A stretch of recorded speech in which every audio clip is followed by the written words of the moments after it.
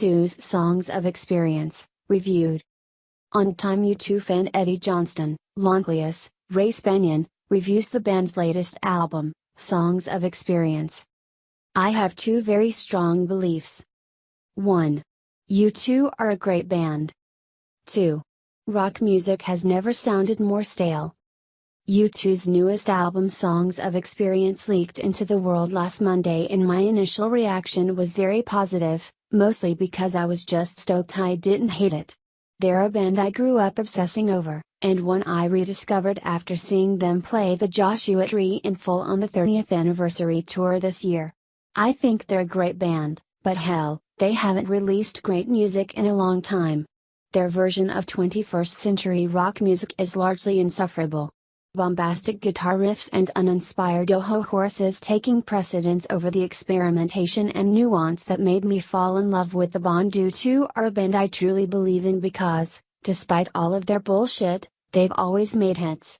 Arcade Fire's recent attempt at doing the ironic consumerism shtick was perhaps ambitious for an aging indie band, but it fell flat for the very reason U2 soared through the 90s and ohhh.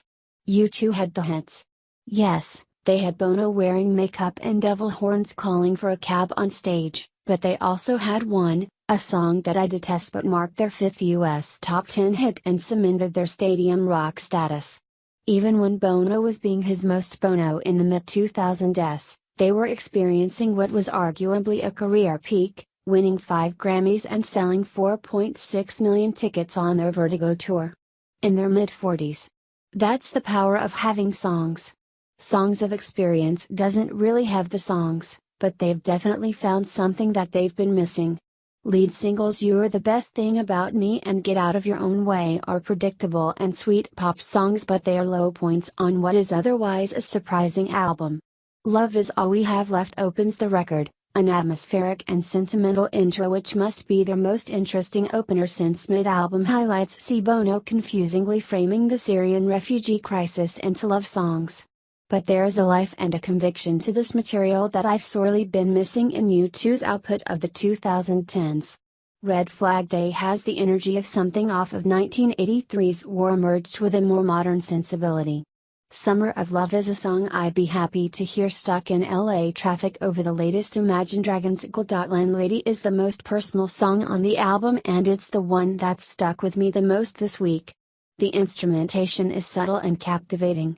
Bono sounds inviting, letting you overlook his cheesy metaphors.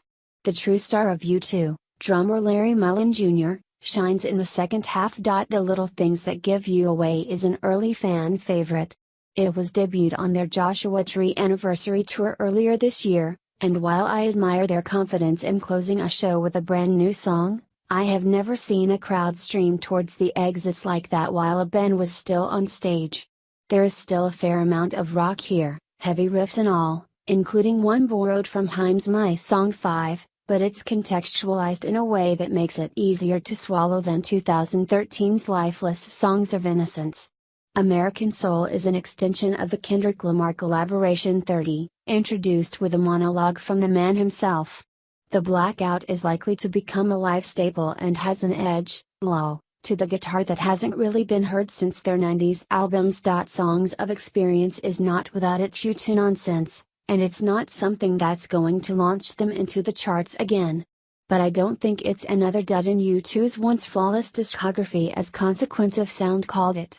As a longtime fan, I'm happy to sit with these songs, to see how they perform them on their upcoming arena tour, but most of all I'm excited about the possibilities of this record. While I enjoyed seeing them play their hits earlier this year, it was the album cuts they hadn't played since 1987 that caught my attention. They're at their best when performing the unfamiliar. They're a band that thrives in the new, not the old. The future will hopefully see them continue to find their place in a world where rock music has died. They might never have pop chart success again, but Songs of Experience confirms that if they are going to become a nostalgia act, they're not going to go quietly. The spin-off's music content is brought to you by our friends at Spark. Listen to all the music you love on Spotify Premium, it's free on all Spark's Pay monthly mobile plans.